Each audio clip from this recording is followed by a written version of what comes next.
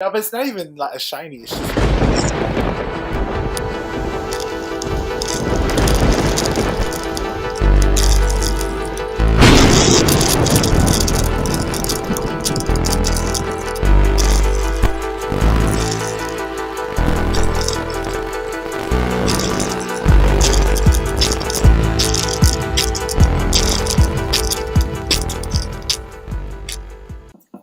Hello, everyone, and good evening. Welcome to another episode of the Gauntlet, the most high energy NFL show that you guys are going to find on the airwaves.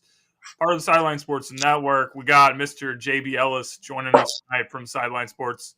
JB, say what's up to the people, and thanks for being on the Gauntlet tonight.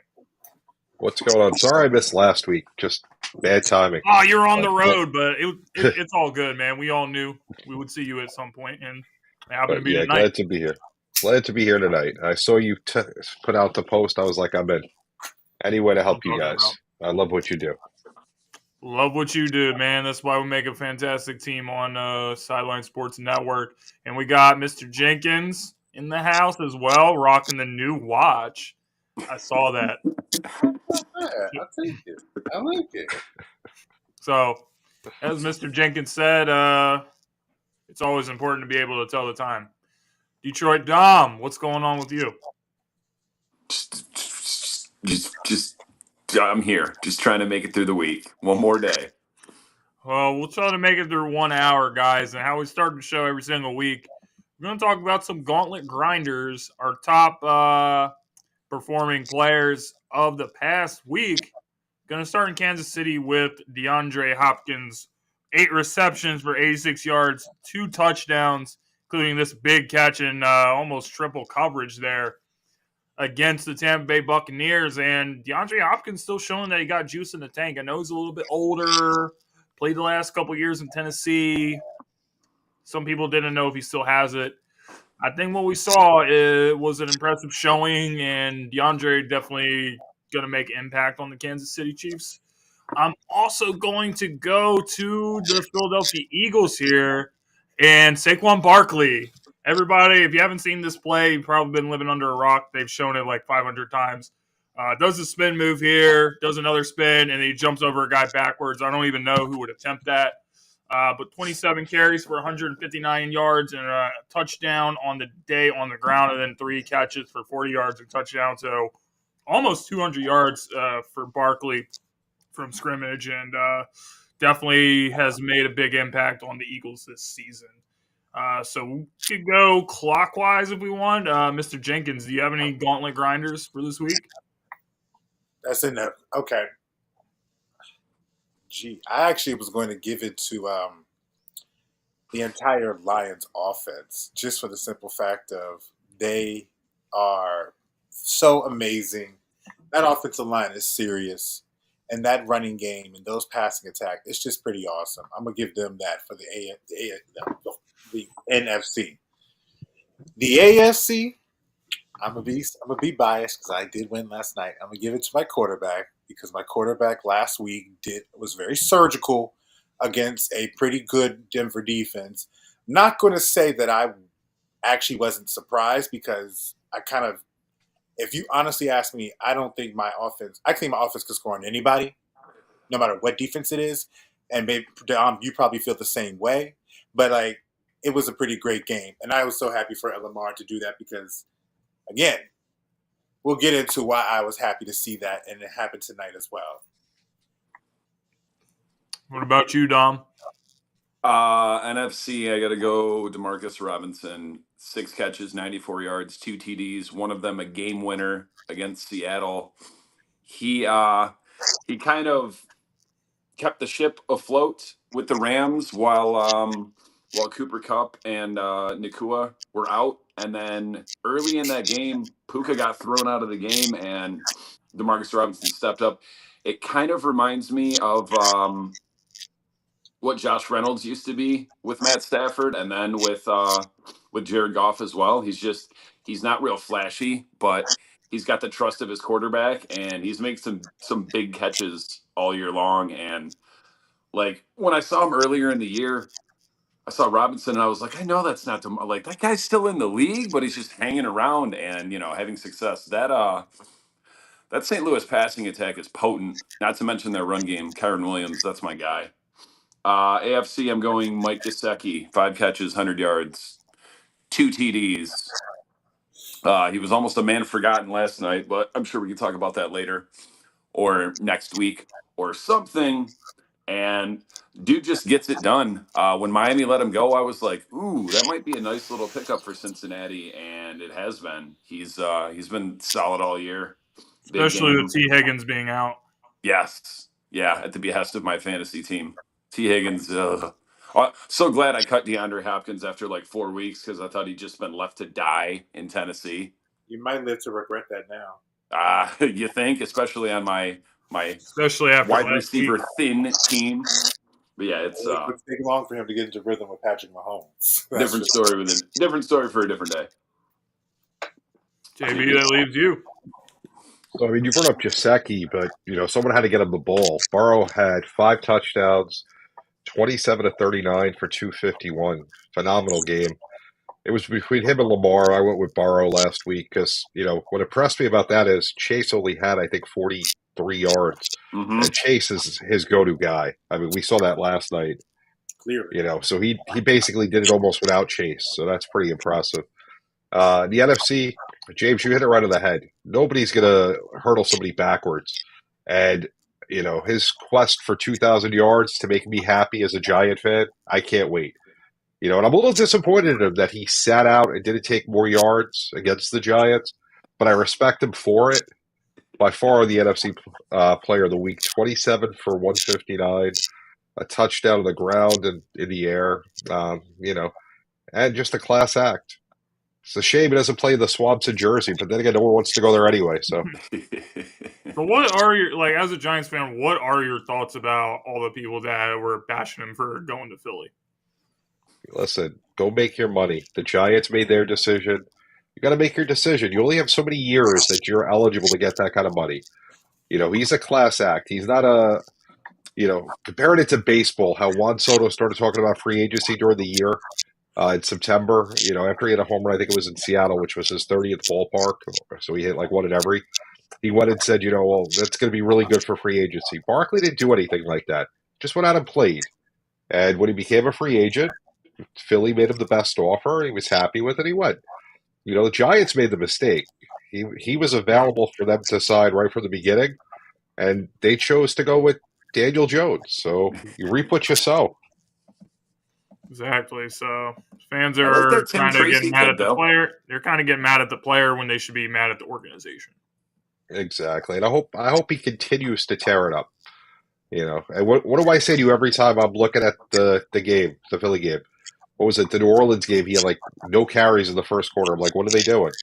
He changes up the whole game because he opens up passing for Hurts, and he also makes it easier for Hurts to run because they got to respect Barkley. Absolutely. You got to stack more guys in the box. So for the next segment, guys, it's time for the Sports Morons of the Week.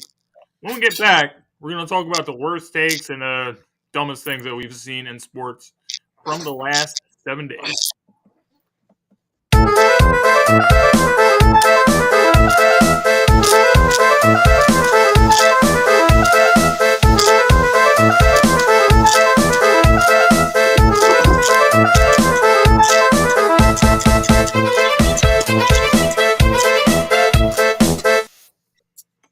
All right, guys, let's drop some of the dumbest takes and the dumbest things we've seen. Who wants to start us off? We can go backwards this time. We will start with JB, and then we'll work our way up. JB, you got anything on your mind that you want to call out as a sports moron? So I got a 3-way tie with NFL head coaches. So first of all, I said this during the week. We all talk about the Wonderlic test during the combine. They need to give NFL coaches the Wonderlic test. Forget about the prospects. The coaches are horrible. So I got 3 of them. You got Mike McDonald throwing 2 times at like the 1 and the 3 yard line. He didn't see Seattle Super Bowl where, they didn't hand it off to beast mode and they lost. And it happened again against the Rams, not in the Super Bowl, but it happened twice, not just once. Then you got Brian Dable, who's not very good at math.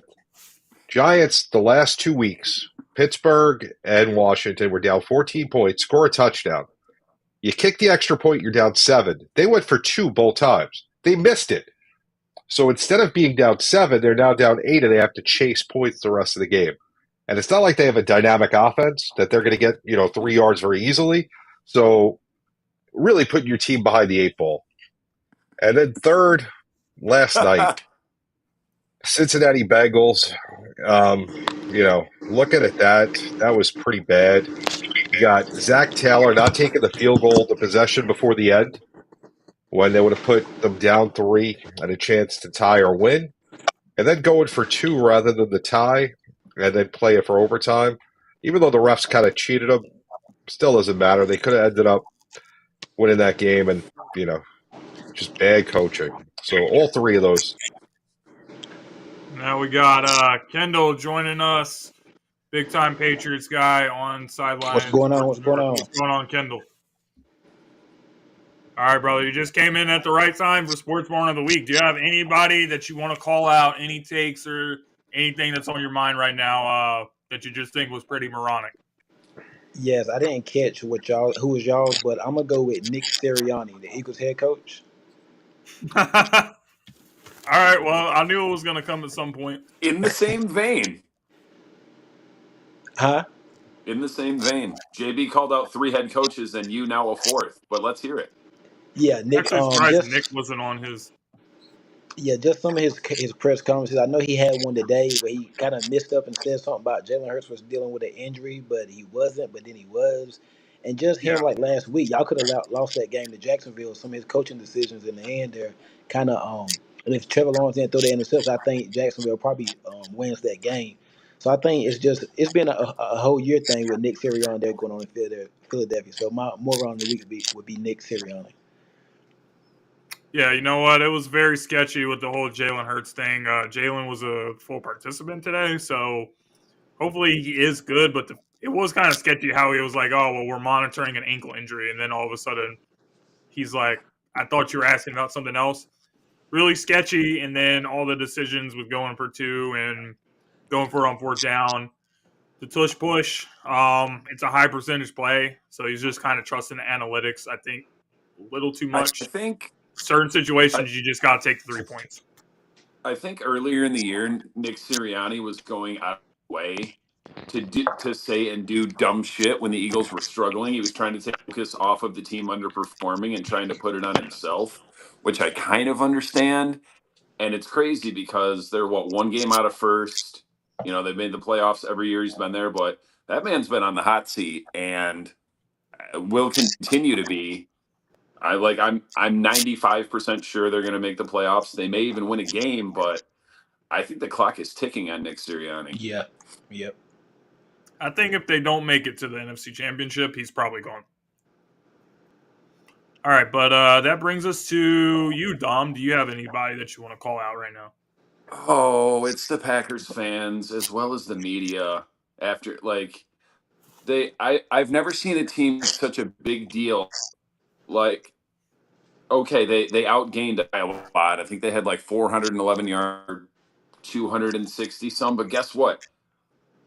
They were never in that game. They got the first score. They kicked the field goal. We came back, kicked the field goal. After that, we just trounced them. You had a bunch of the fans, and even the media were like, "Oh no, the better team didn't win. It's just Detroit executed better." Well, doesn't make if any you sense. execute better, doesn't that make you the better team? We beat Green Bay in Green Bay 3 years in a row. We've lost 1 time in the last 6. We won the division by several games. And then there's the fans, oh, you're not kings of the North until you win a Super Bowl. Well, I believe that would make you kings of the league.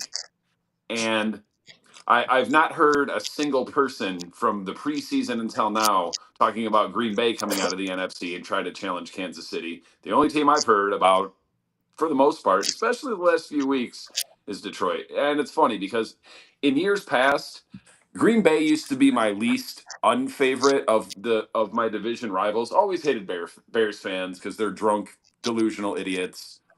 Minnesota, they were just lovable losers.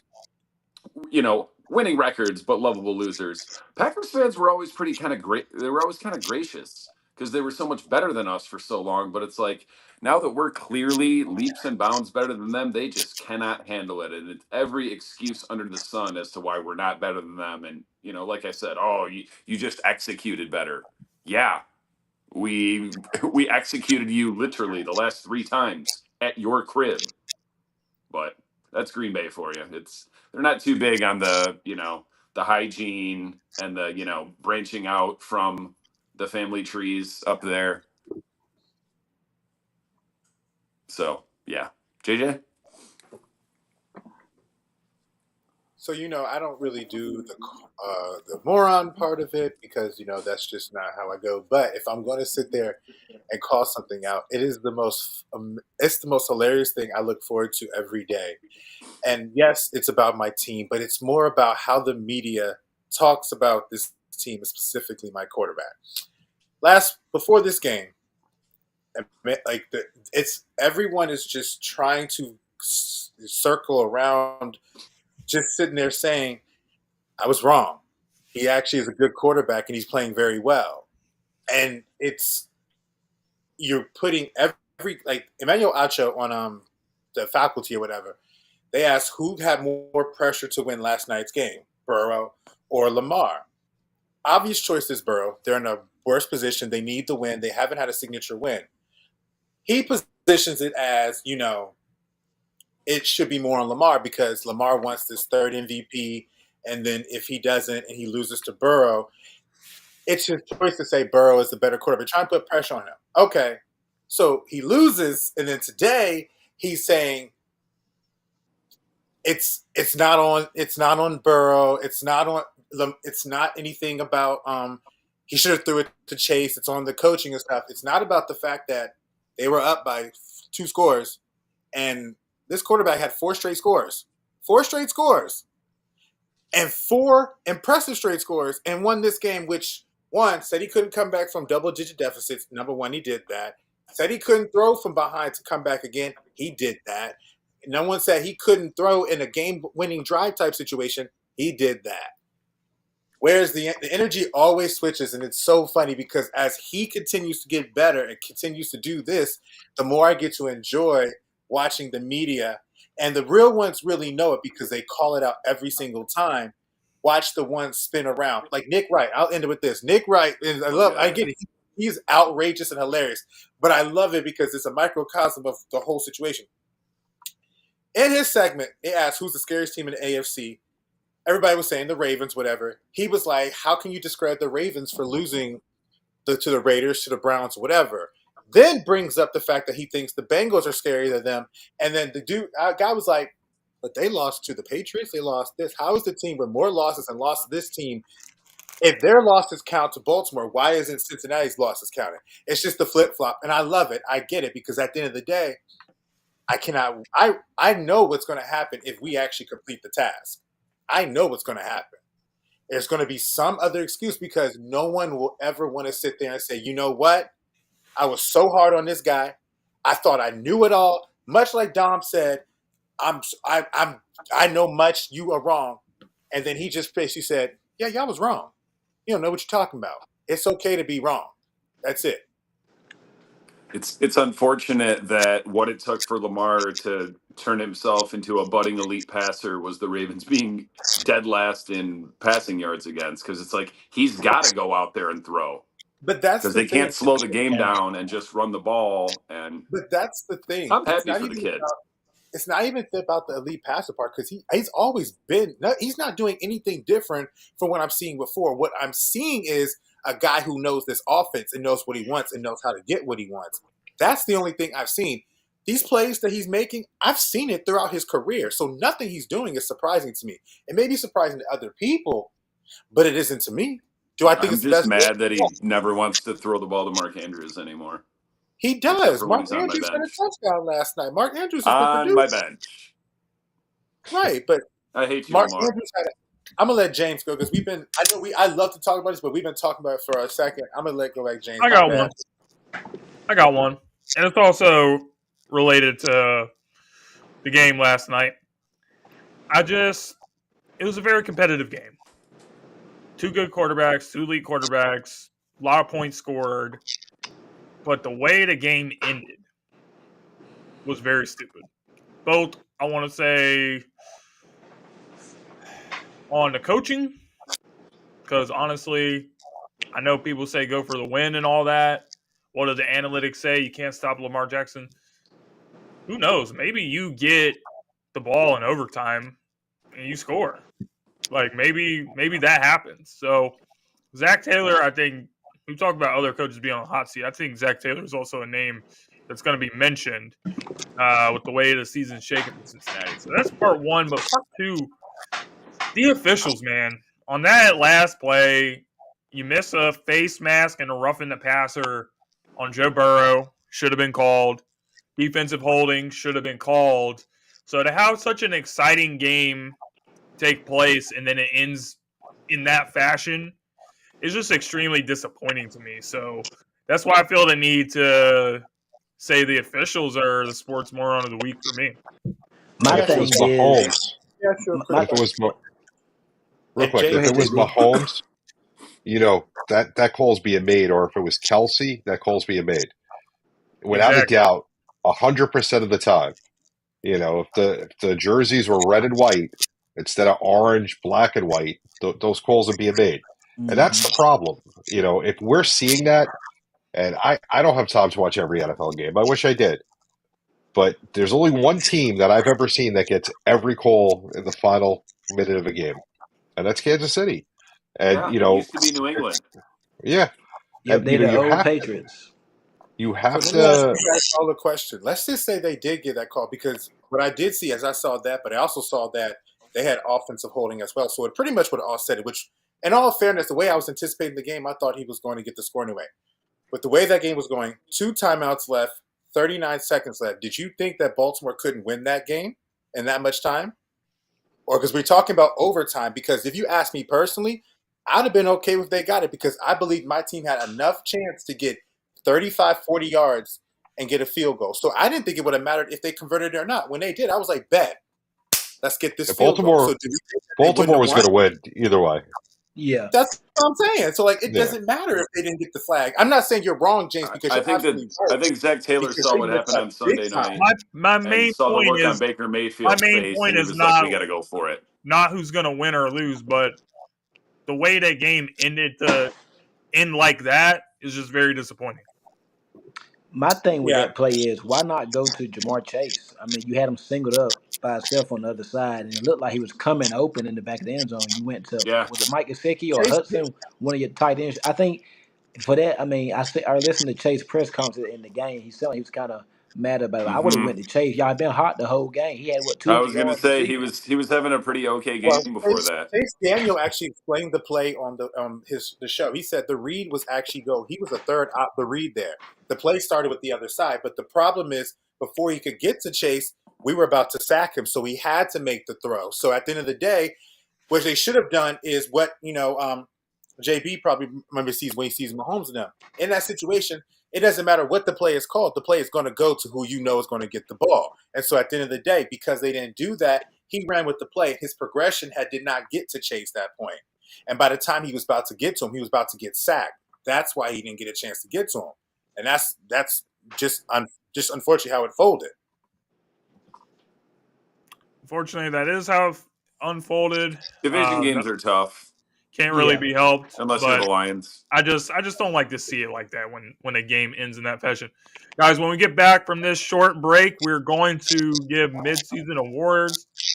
Give your picks for MVP, offensive player, defensive player, coach of the year, and all those things.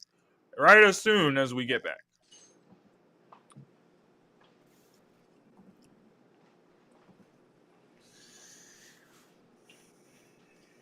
Thank you guys for tuning into the Gauntlet, part of the Sideline Sports Network mid-season awards.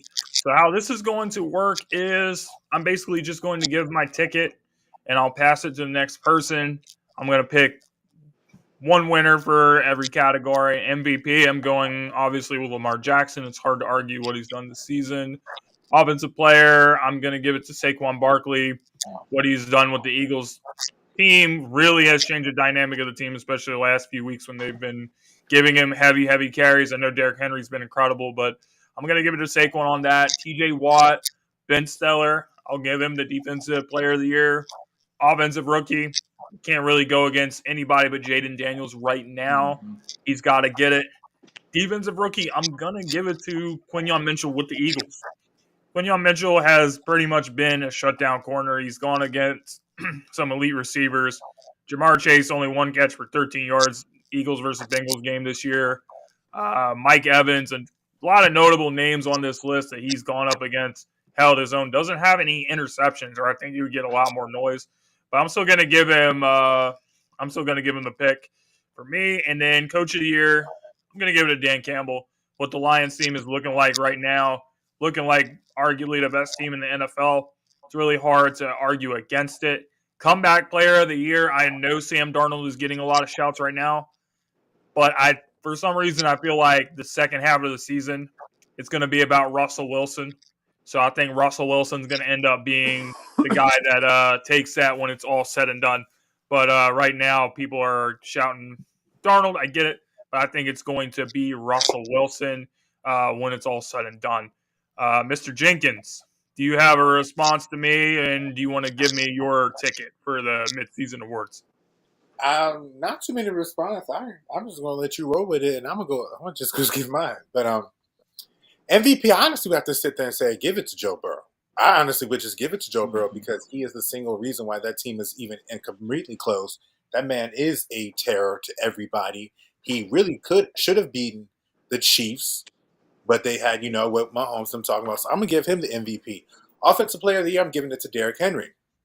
Because it's between Derrick and Saquon, but Derrick scored a touchdown every single game. That's if he keeps that up and every single game in the season, that I think is going to just hold heavy in offense because you're basically saying that every game the offense could count on you. The offense could I do think that's that. Defensive player of the year, I was going to give it to TJ Watt because at the end of the day, he is what makes that defense that go. He is the reason why that defense has confidence. They are a different defense when he is not there. They look so much happier. They feel much more comfortable when he is there. Offensive rookie of the year, absolutely is Jaden Daniels. For the fact of the matter is that this area is buzzing because of him. He looks great. They doing the dang thing out there. I was going to give it to him. He took it. I was going to be a nice little shout out to Quinyon Mitchell over in Philadelphia because he has shut down some of these guys out here. And, at the end of the day, you need a secondary. Don't we know it? Yeah. Okay. Coach of the year. I'm going to go Dan Quinn. I'm going to go Dan Quinn because not only in the simple fact that he did the draft pick, they developed a team around him that was going to better utilize his skill set to help them produce. I think Dan Campbell probably should win it too because he has kept them progressing.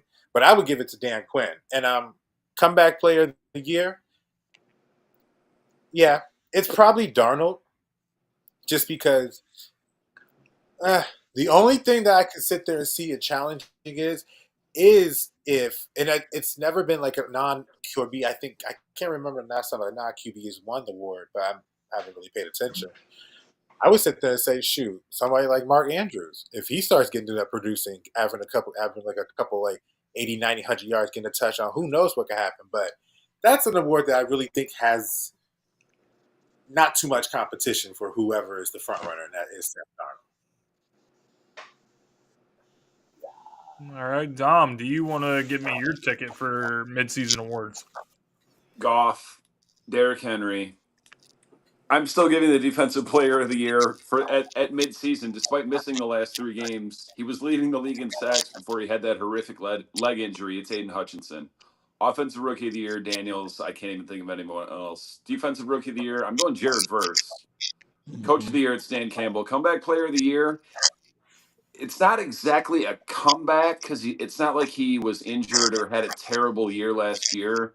But for the sophomore slump that we've seen with C.J. Stroud, of course, he's been missing a bunch of receivers. I'm going Joe Mixon because right now it's not C.J. Stroud. Joe Mixon is the straw that stirs that drink. Probably not so much on Sunday, but he's going to get his carries. I like that. Always been a big Joe Mixon fan. Is it me? Yeah, it's on you. I'm gonna go MVP Lamar. What's that? Offensive Player of the Year. I go Derrick Henry. Defensive Player of the Year. T.J. Watt. Offensive Rookie of the Year. Jaden Daniels. I wanted to go with Malik Neighbors because I like Malik Neighbors, but I'm gonna go with Jaden Daniels. Defensive Rookie of the Year. I like Jared Verse. I'm gonna go with Jared Verse. Coach of the Year. Now these last two that I'm about Coach of the Year and Comeback Player of the Year, they come from the same team. My Coach of the Year is I can't. Is it the head coach of the Arizona Cardinals? Jonathan Gannon. Jonathan. I get him and the guy with the coats mixed up for some reason. Yeah. I'm going with Jonathan They Gannon were and both coordinators on the Eagles. Comeback Player of the Year. I'm going with Kyler Murray. I like it. All right, good Yeah. picks. I was not I like expecting that. Kyler, but yeah. The That's first place Arizona Cardinals. When's the last time Yep. we said that? A lot of people right. sleeping on the Cardinals. Cardinals been playing some good ball. They got a big game. Now I got a feeling. Have y'all already picked the games this week? Yeah. You did on picked off. Yeah, Division is I got a in such feeling a they're gonna tussle. lose. I got some crazy feeling they're gonna lose to the Jets. I hope not, because I can't stand the Jets. Been a Patriot fan, but yeah, I like what the Cardinals are doing, man. All All right, right. JB, it's up So to you. listen, anyone that says it's not Lamar, I don't know what you're watching. And I looked through all these things, and I'm like, I want to get somebody in Detroit because they're playing so well. I have nobody from Detroit on this list at all, which is shocking. Um, nope. All right, so we got Lamar for MVP. Offensive Player of the Year, got to be Saquon. I mean, he's totally changed the dynamic in Philly, and he's on his way to his 2,000 yards, like I said before the season. Defensive Player of the Year, T.J. Watt. There's nobody else that could be in that conversation. Um, Offensive Rookie of the Year, Jaden Daniels. I mean, right now there's nowhere else you can look. Neighbors is a good second choice, but he's far enough back because he's not a quarterback, and Jaden Daniels is having an unbelievable season. Defensive Rookie of the Year. I like what Jared Verse is doing out in LA for the Rams. He's cool. Um, Coach of the Year, Dan Quinn. Who would ever think the Commanders, who used to be the Redskins, would be 7-2? I mean, granted they got Daniels, and when they drafted him, I said, "Oh God, we got to play this kid twice a year." But 7-2 in his first year, and he beat us twice already. Listen, this kid's special. And then comeback player of the year, Kirk Cousins. How are you guys missing what he's doing in Atlanta? He's changed the culture of that whole team. They were losers before he got there. They had all that They're talent, but they were still losers. losers. They've just got a winning Yeah, record. they're beating the hell out of their division. They're just, It's a I mean, granted, it's a weak walkover. division. Granted, it's a weak division, but they're beating the hell out of them. Kirk Cousins is a good quarterback. Nice shots. I just like that you went Fire. different on that one. I like that.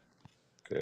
And listen, Shot I wanted to get fire. a lion. I wanted to get a lion in there. I mean, I want to see them get to the Super Bowl, but Goff hasn't been having a Honestly, great year. I get They're picking winning Dan though. Quinn over Dan Campbell because what he's doing right now is not quite the surprise that it is in Washington. I did pick Washington to make the playoffs, but no, not even the biggest foreskins fan on earth said they would be 7-2 after 9 games. No, not at all. JB, Yeah. is it because there's too many good weapons on Detroit that it's hard for one of them to stand out?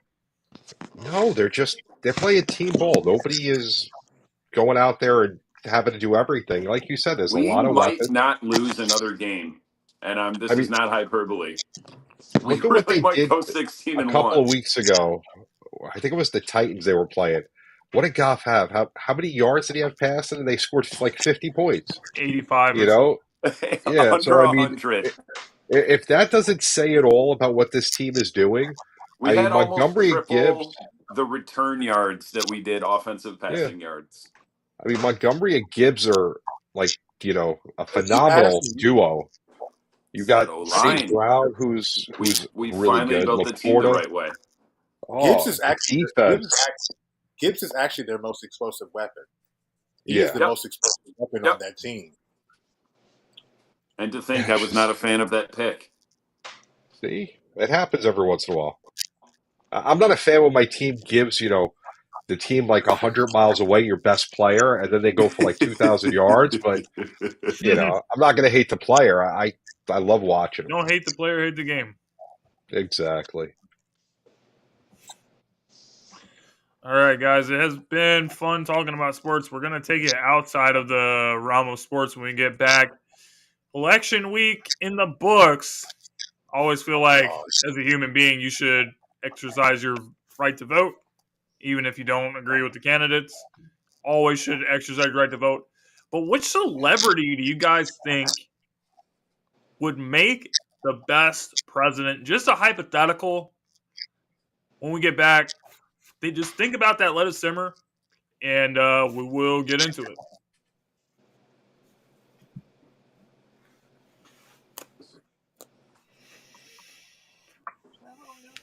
All right, so the election is over. Donald Trump won the presidency again. When he first ran for president in 2016, people pretty much didn't really take him seriously because he was a celebrity. So this question just came to me. Which celebrity do you guys think would make a good president? That would depend on what you consider a good president. I think that's the problem. Whatever your criteria is, you can make it what you want. I don't think most of these people would want to take the job, just because why would you want that responsibility? It doesn't really pay that well. Like, it's a pay cut for most celebrities. The first person that would be at the top of the list for me is Mr. Denzel Washington. I just think he's got the leadership. He would be a good figurehead. Policy-wise, he seems like he would do things and be socially conscious of problems that are going on. So that's why he would be one of my top picks. Not sure he would do it, but he's got the charisma. He's kind of got the Obama factor when Obama was first coming on the scene, running in 2008. He got everyone's vote because his personality, well-spoken, great leader. So that's why I think Denzel would kind of check some of those boxes for me, and I think he would make a good presidential candidate, Denzel Washington. Another Washington as the president. The first and the last? Or the second. All right. Mr. Jenkins, would you like to make a pick? Actually, I don't even have one. You don't have one? All right, Mr. Dom, your pick. You.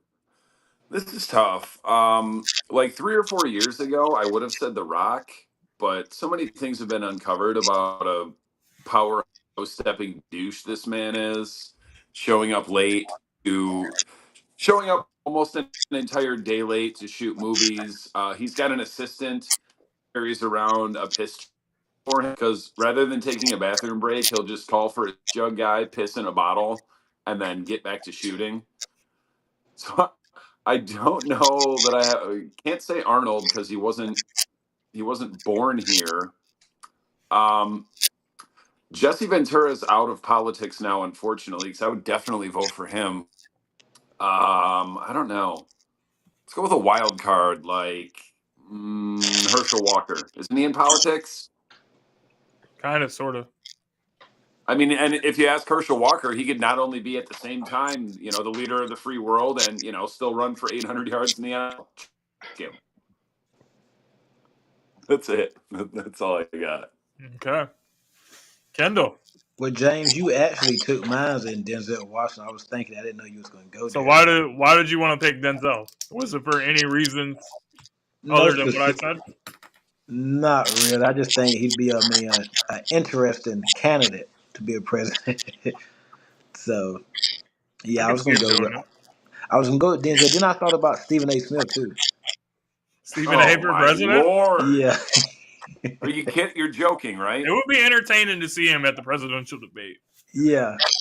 I would not let that dude be president of my hot dog stand. I would love to see Stephen A. versus Trump in a debate. Yeah. Okay, That would be fair. As Trump is He could ranting on run us, just for that, except Trump can't run anymore. as Trump is true. It would be so funny to see as Trump is ranting, he's just like this. Are we talking like this? Are we not going to talk about the fact that over there you did this, that? Did we not going to talk? We're not going to talk about that? Okay, like that would be. Damn it! The Wasn't groundswell has expecting Stephen begun. A as one of the names. All right, Mr. JB, who will be your pick? Mark Cuban, obvious Yes. millionaire. Yes. You know, he's created a bunch of companies, sold them for huge profits. Now he's trying to work on lowering the cost of pharmaceuticals. So it shows he cares about the average person. He fits all the boxes. Yeah, I And, love that. It's ironic you said that because unfortunately he has a rift with Trump, which is crazy because you're right. Mark Cuban, people better read up on that man. That man's the real deal. That man, like I JB's love right. Mark Cuban because he's a super fan. He's like Jerry Jones with titles. Any person that has like a business background, I think, would be a really good president, just because they're going to understand a lot about economic policies. So, yeah, Mark Cuban, definitely a good shout. It's just down to earth as well. I mean, you know, he became a billionaire, but he still seems like he could be sitting on the show. It's one of us. I was going to say, Yeah. if you haven't seen it, go watch the Simpsons clip when Mark Cuban was on. And he's out in the stands and he's like, hold on, no one's paying attention to me for 5 seconds. And he goes down some zip line shooting firecrackers out of his mouth. Might have to get Mark Cuban on one of our episodes one day. I really enjoyed the episode tonight, guys. Really enjoyed being with you guys. JB, thanks for being on. Before we go, do you want to tell anybody about the stuff that you do, part of the Sideline Sports, and all the stuff you're involved in? Definitely. So the Sideline Sports Network, which has a bunch of shows, the Gauntlet is one of the better shows on the Sideline Sports Network. We're proud to work with them. James does a great job getting everybody here together. Great crew, JJ, Dom, Kendall. Jay, when he's not too busy eating steak, Steakhouse Denzel. You guys do a great job. But Sideline Sports, the show, is on Tuesdays at 8:30 p.m. We're also on Atlanta, on the radio out there on WDJY 99.1 Wednesday mornings, 7 to 8 a.m. and Sundays noon to 1. We're on DBTV, Alumni Media. Always looking to expand what we do. Hopefully go into New Orleans in a few months. That they have a big football game going on down there in February. So we might check that out. Bring some of you guys with us. We'll see what's happening there. But always trying to make it'll be the next game in New Orleans actually worth watching. Exactly. We ended that streak of home teams in the Super Bowl, so New Orleans had no pressure this year. Derek Carr has got Dennis Allen fired twice. Shout out to Derek Carr. All right, guys. Well, with that being said, we will see you guys next week on another episode of The Gauntlet. Thank you guys for tuning in. Yes, sir. And we'll see you here next Friday.